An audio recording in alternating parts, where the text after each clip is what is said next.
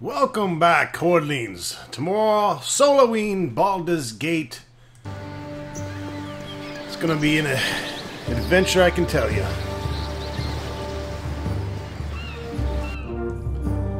I maybe should have got into bows as well. These bows would help out early.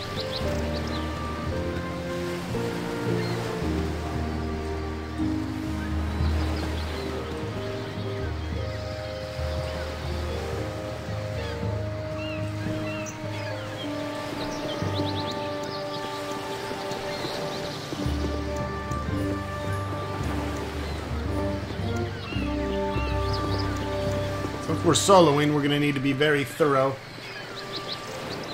And I'll be, of course, uncovering the beautiful detail of each map, as I tried to do in the first playthrough.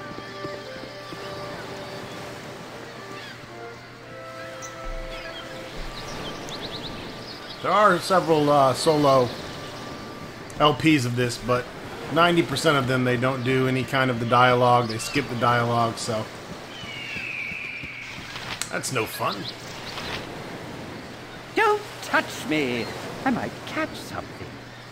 Hello, well, I was about to tell you not to come any closer, but that never seems to work, does it?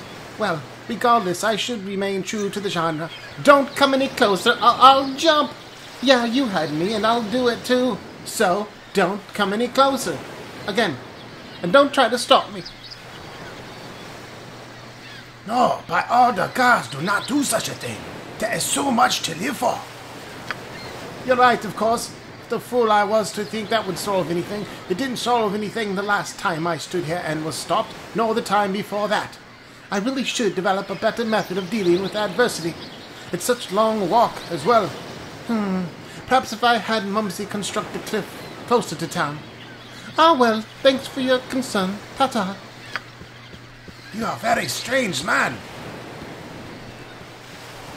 You must be from America.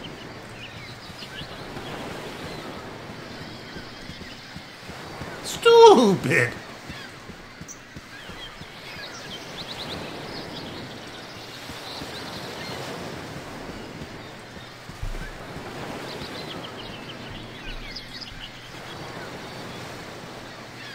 Alright. Well, here's my dead father. Or my stepfather, I should say. My adopted father. He's got the magic belt, which I cannot identify. My friend Gurion, please forgive the abruptness which I now write, but time is short, and there is much to be done. What we have long feared may soon come to pass, though not in the manner foretold, and certainly not in the proper time frame. As we both know, forecasting these events has proved increasingly difficult, leaving little opinion other than a leap of faith. We have done what we can for those in thy care, but the time nears when we must step back and let matters take the course they will. We have perhaps been a touch too sheltering to this point. Despite my desire to remain neutral in this matter, I could not in good conscience let events proceed without some measure of warning. The other side will move very soon, and I urge thee to leave Candlekeep this very night, if possible. The darkness may seem equally threatening, but a moving target is much harder to hit, regardless of how sparse the cover. A fighting chance is all that can be asked for at this point. Should anything go awry, do not hesitate to seek aid from the travelers along the way. I do not need to remind thee that it is a dangerous land, even without our current concerns, and a party is stronger than an individual in all respects. Should additional assistance be required, I understand that Jahira and Khalid are currently at the Friendly Arm Inn. They know little of what has passed, but they are ever thy friends, and will no doubt help however they can. Luck be with us all. I am getting too old for this. E. Who is, I believe, Elminster, one of the, if not the greatest wizards of the Forgotten Realms, created by Ed Greenwood, who I recently got to sign my Sundering series book, The Herald, completing all 6 series, all signed by their respective authors.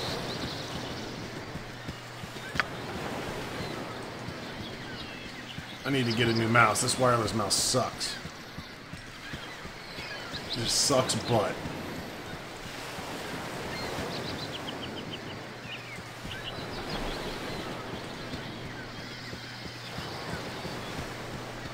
I've had like 30 wireless mouse and mice, and they all have issues eventually.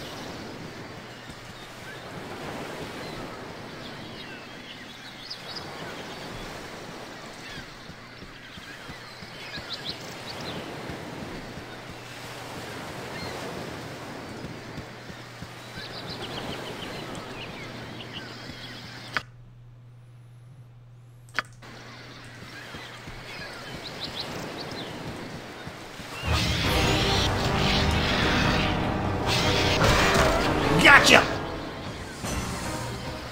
The little gibberling wanted to talk that trash.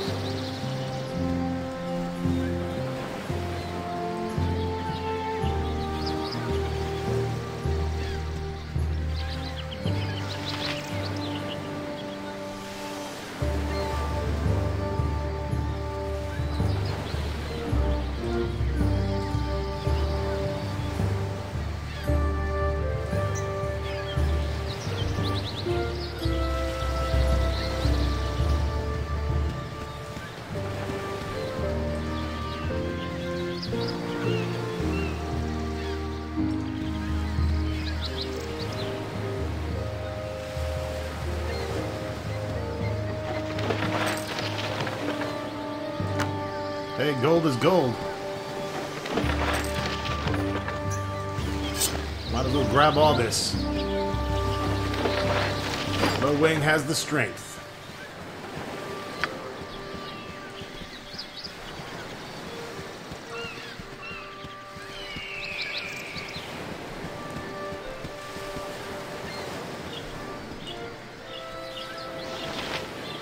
Binks!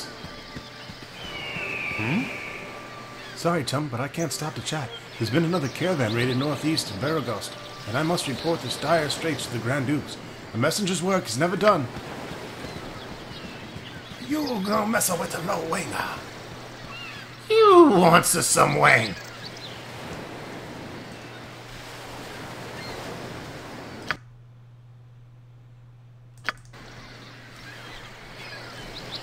Oh, what's that? Tiny little blue hole.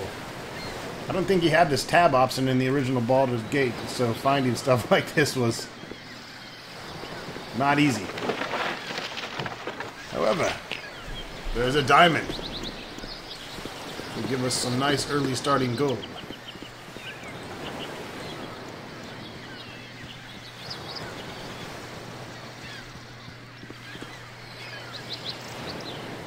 Mantalan, you are so aggravating! 'Tis disturbing to my demeanor! A child wandering the wilderness? Surely he must not be too bright to be traveling these roads. And you look a bit scuffed, too. A fine pair of troubles all your own. Indeed, I can offer you healing potions if you wish, as a token of goodwill. I'd be grateful for any assistance. Nothing to fear from me, simple potions. I'll not even hold you in debt, though your conscience knows otherwise. Just like all good people. Perhaps as payment, you'll go with us to Nashkel. It's a troubled area, and we mean to investigate some disturbing rumors surrounding the local mines. Some acquaintances are very concerned about the iron shortage, specifically where they lay blame in the matter. You would be useful, though. I'll not hold you to it. We ought to meet the mayor of the town, a man named Baron Gaskill, I believe. Your conscience be your guide.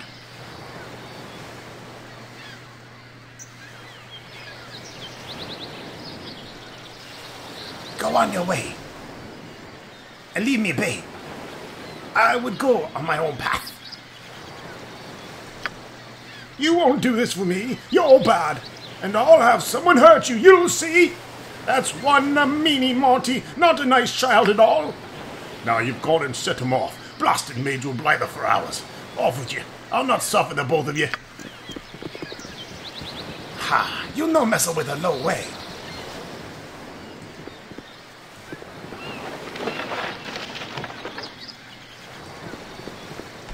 Yeah, I don't need your quarterstaff necessarily. I do appreciate the healing potion, however. I'll wear this necklace just so I have some more room here.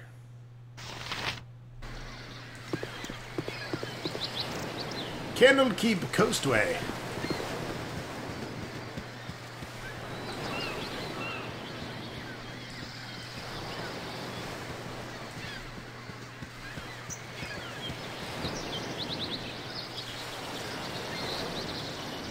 Hello there.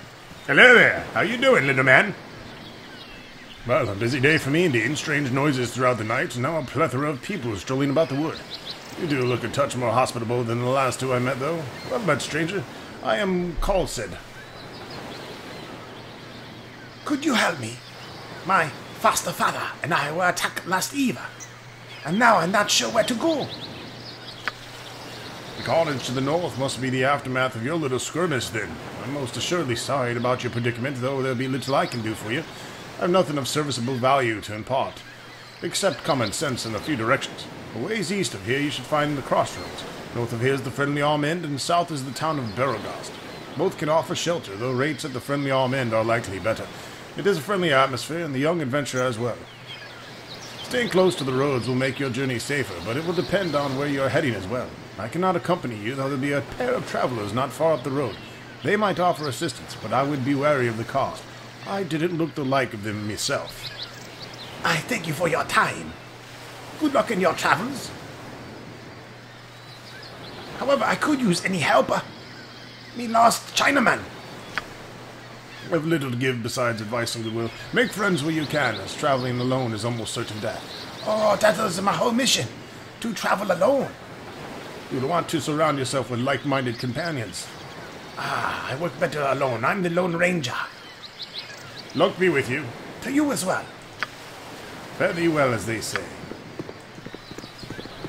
Who says that? The Wang no say that. Who wanted some Wang?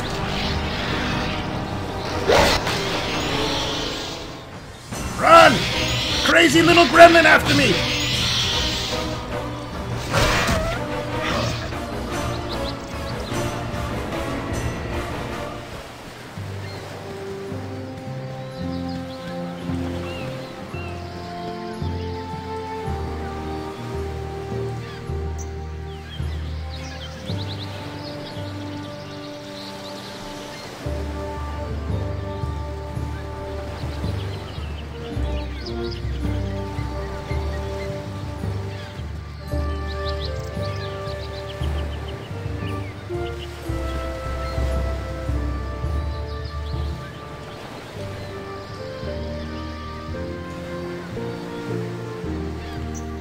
I try to do new things in all my LPs. Whoa, it's a wolf! Death to you all! Probably need to switch back to sword.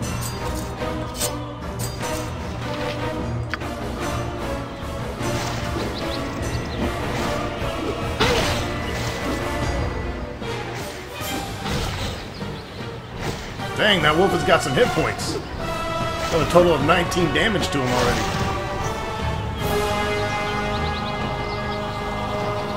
I'm going to kind of go over all the different monsters in this game besides the obvious ones like wolves.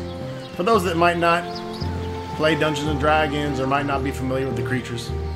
And I'm just going to pull up basically the description from a Wikipedia. I don't have my monster manual in my lap or anything. Anyways, the gibberling first appeared in the first edition of the Fiend Folio in 1981. They were created by Underworld Oracle. The second edition Monster Compendium was reprinted in 1993. It appeared for the Forgotten Realms setting and the Forgotten Realms campaign setting. The first impression of gibberlings is of a writhing mass of fur and flesh. I think I've discovered all of this, so let's head to the Friendly Arm Inn.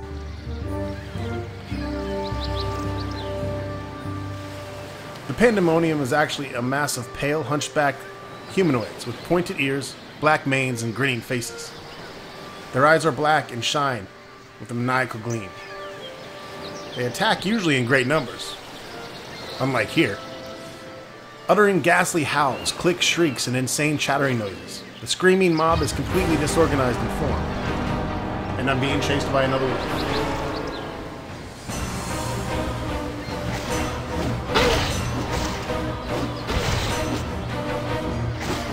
Broken weapon? Dang.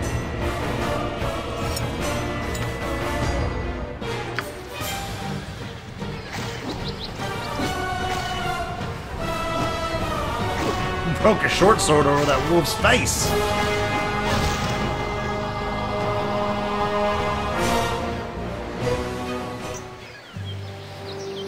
They usually carry short swords on their overly long arms. Where they get these swords is unknown, and they may instead wield crude weapons made from bone.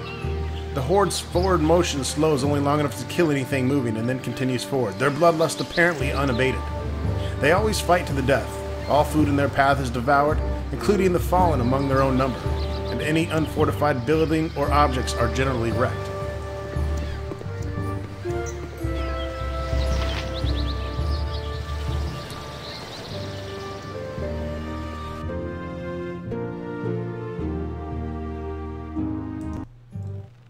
Ho there, wanderer.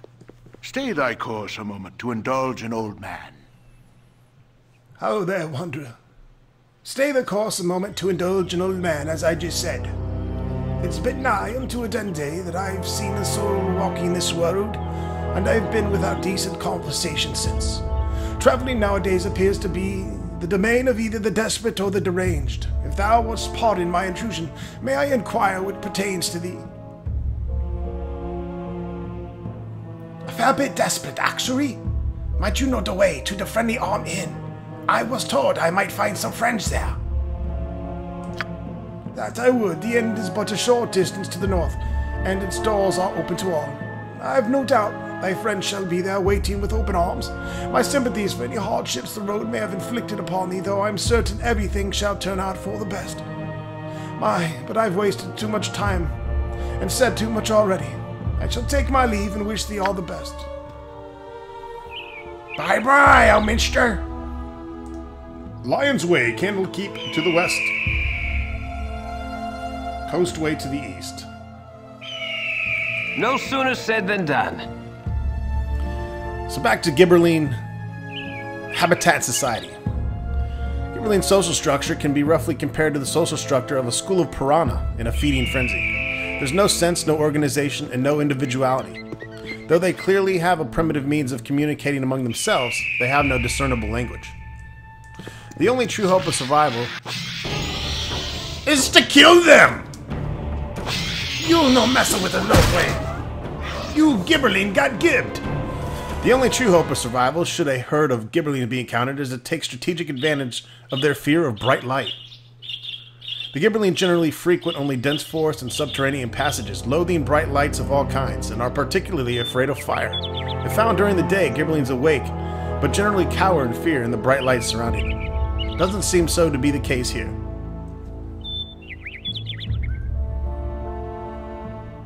The mysteries of gibberling reproduction were revealed in the module The Gates of Firestorm Peak. It mentioned a second form called the brood gibberling, which gives birth to larvae called gibberslugs, which writhe beneath the skin of a brood gibberling.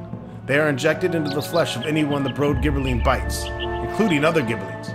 The slugs then grow steadily and consume the body of their hosts from inside, eventually bursting out through the skin. A brood gibberling can actually control those it created, leading to development of clans of monsters. Attempts to find the gibberling lairs have inevitably led back to subterranean passages, where the trail is eventually lost in the deepest rock-floored recesses of the caverns. They can easily be tracked by the path of chaos and destruction they leave, and can quickly be dispatched while they lie dormant just beneath the surface of the ground. Gibberlings traveling above ground invariably burrow deep into the ground to hide during the daytime.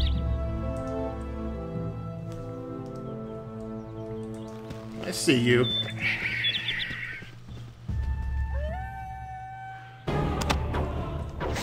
Ah! no messing with you, LoWang.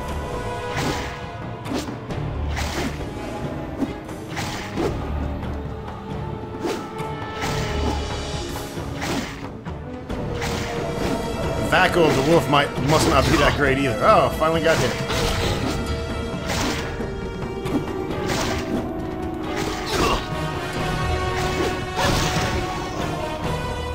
Took some damage that time.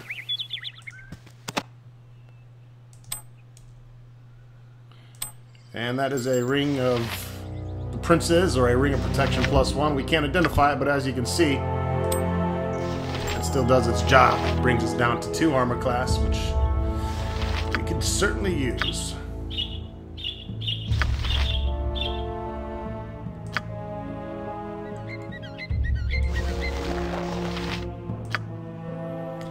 And of course, wearing the studded leather armor, we have to put that on after we cast spells, so I'm gonna have to deal with that. Gibberlings require a prodigious amount of food to support their maniac nocturnal existence. Manic nocturnal existence. Stripping to the bone anyone or anything that should fall in their path. Their fur is commonly infested with lice and other pests picked up during the burrowed slumber. Their hides are vile and worthless. Gibberlings carry no treasure other than other useful items. Their swords are of the commonest variety, and no markings or decorations, and are often pitted and dull.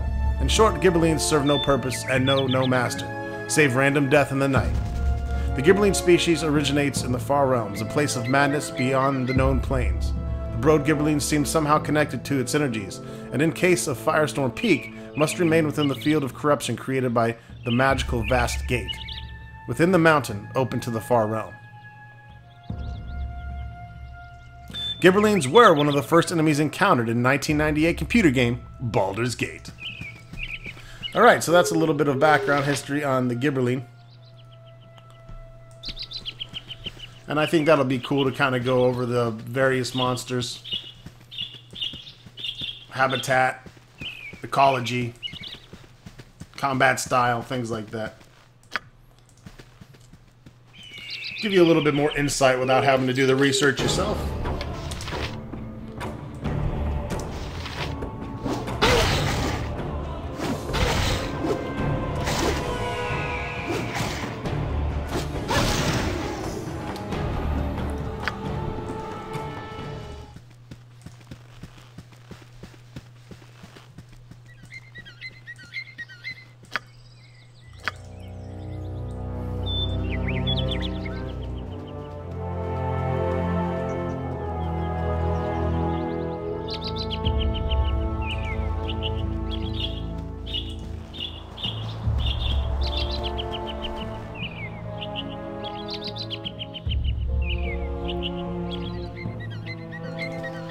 Hello, pal.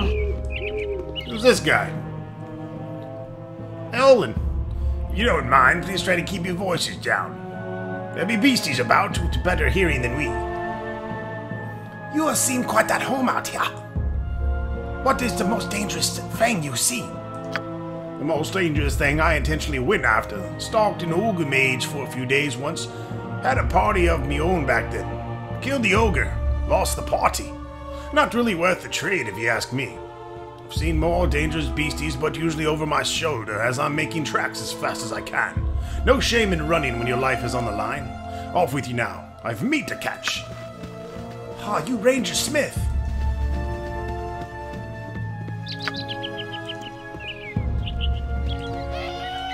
What the hell is that? It says fart. Oh, an ex-vart. Well, we're gonna have to pull them up and go over their ecology as well now, aren't we?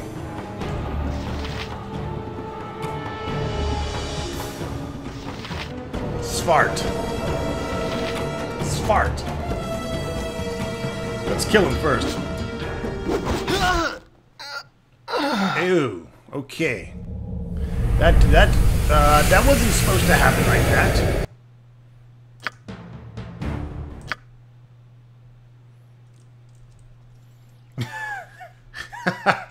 The Svart one-shotted LoWang! You killer LoWang! You son of a bitch! No sooner said than done. Death to you all!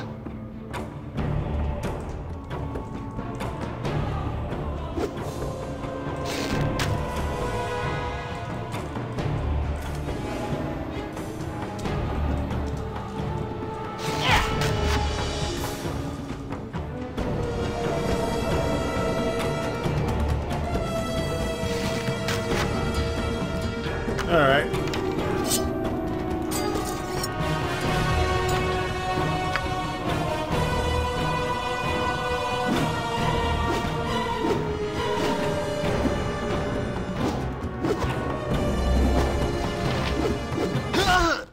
You no messer with the LoWang!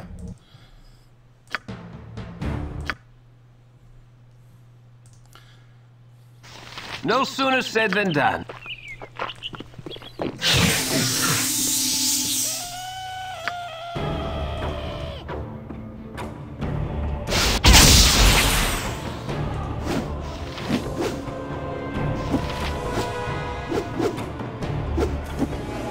You freaking die already!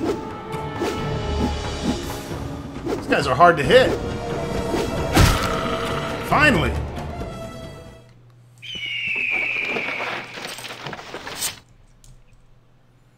You have a short sword.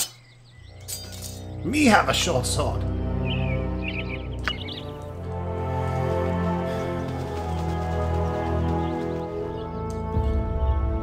Is there a way to swap between a bow and a... There should be a way to quick swap.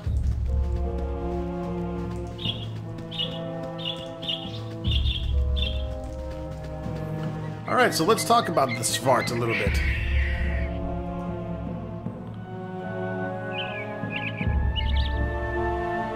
Within the Dungeons & Dragons universe, Svarts are bald, blue-skinned humanoids with orange eyes. They're 3 feet tall and usually wear loose clothes, doublets. They live in hilly, cavernous regions and are usually chaotic evil, or of some chaotic neutral alignment.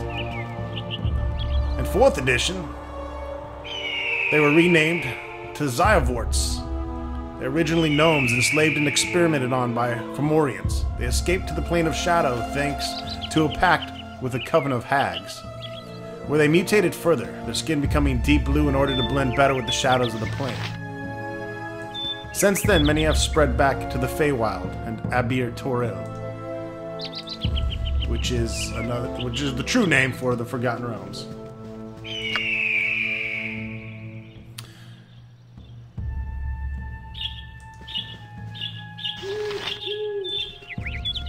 Alright, nothing here on the cliffside. They first appeared in the 1st edition original Fiend Folio in 1981. The module The Sentinel in 1983 details a Svart lair.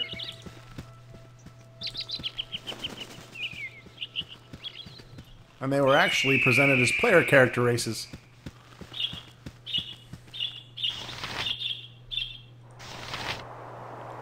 Not nearly as much information on the Svarts as there was on the gibberlings.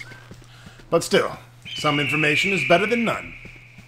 Really, I like to give the detailed description of how they look because you can't really tell in Baldur's Gate.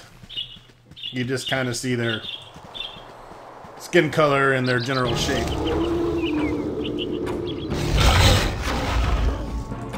A direwolf. That's not good. Death to you all! Like I said, that's not good. No sooner said than done. I'm gonna be getting killed a lot, I have a feeling. Until I really start getting some better armor and magic.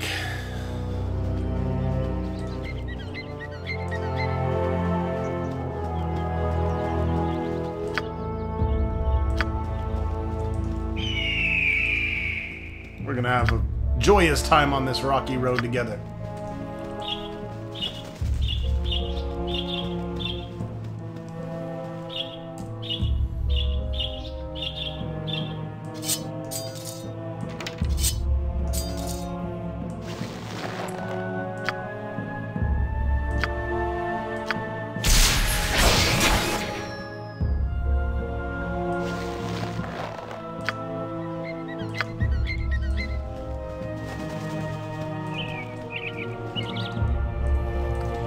Got my armor class down to -1.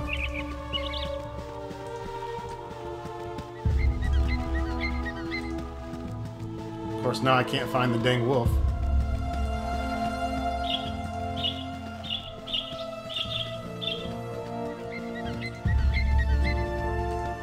Whoa! Alright, this guy's gonna kick my butt.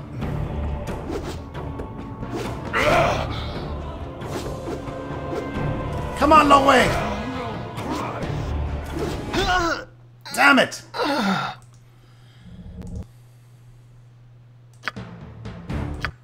Did a decent amount of damage to him, too.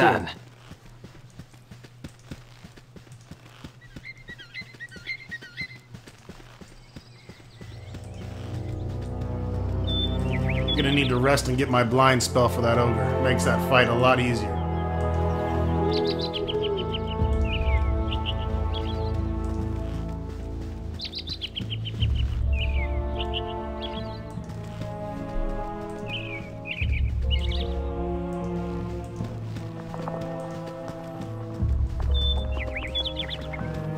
There's an abandoned caravan.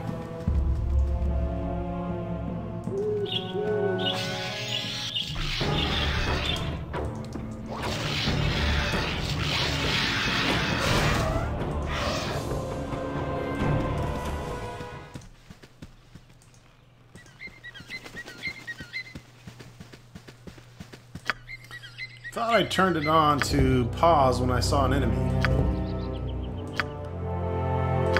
Apparently that didn't stick.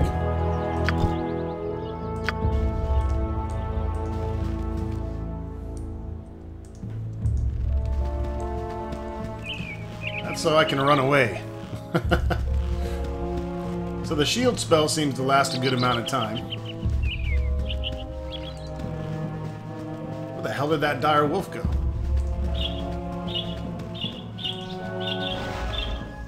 There he is.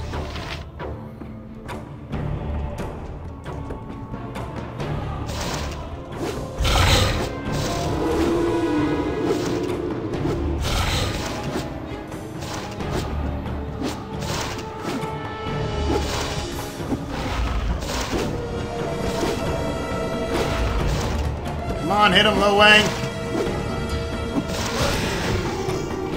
Nice. I killed something.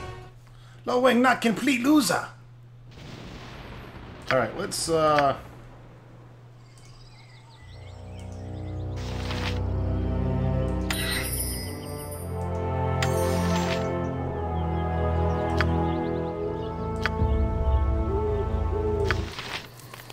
rest and attack this ogre.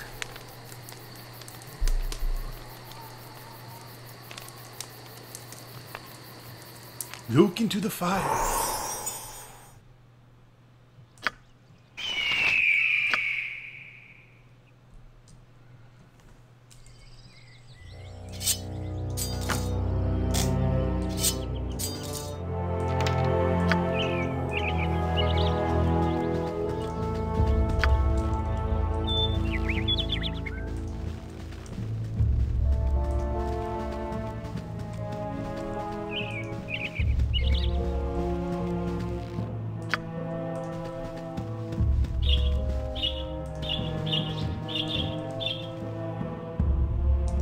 Okay.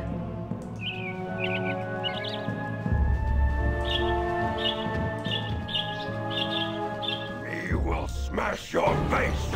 There he is. I want to cast. Take my armor off here.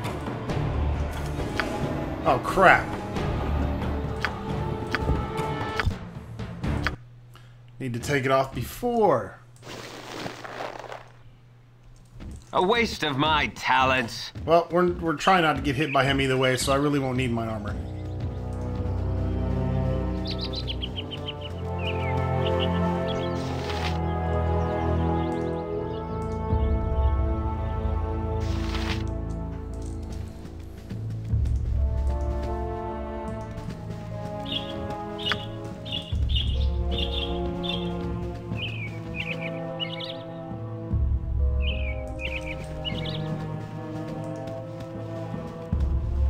What the hell? He keeps moving when I say. You will smash your face.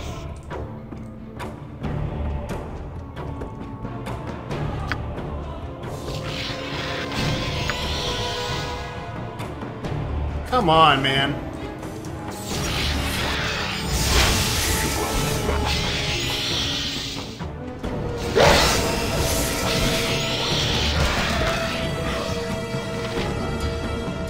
Alright, he's blinded.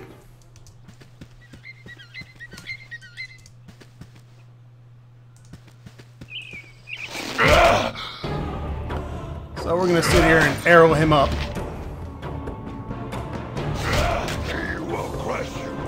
I don't think he's blinded anymore.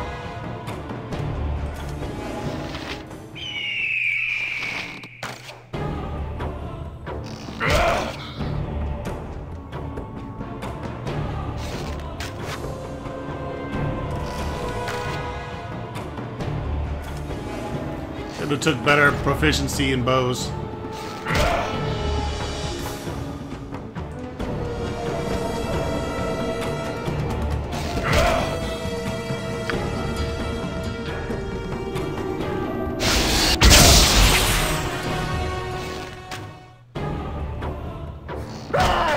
Yeah!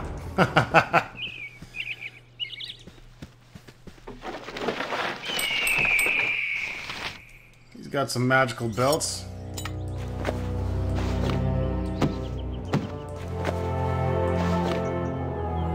And we got 3 magical belts.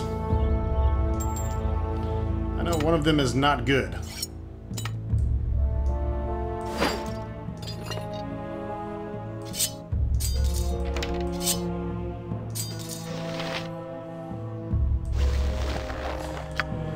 Alright. Well, that wraps it up for this video, folks. Thank you for watching. Baldur's Gate being soloed with the fighter mage thief, LoWang. See you soon.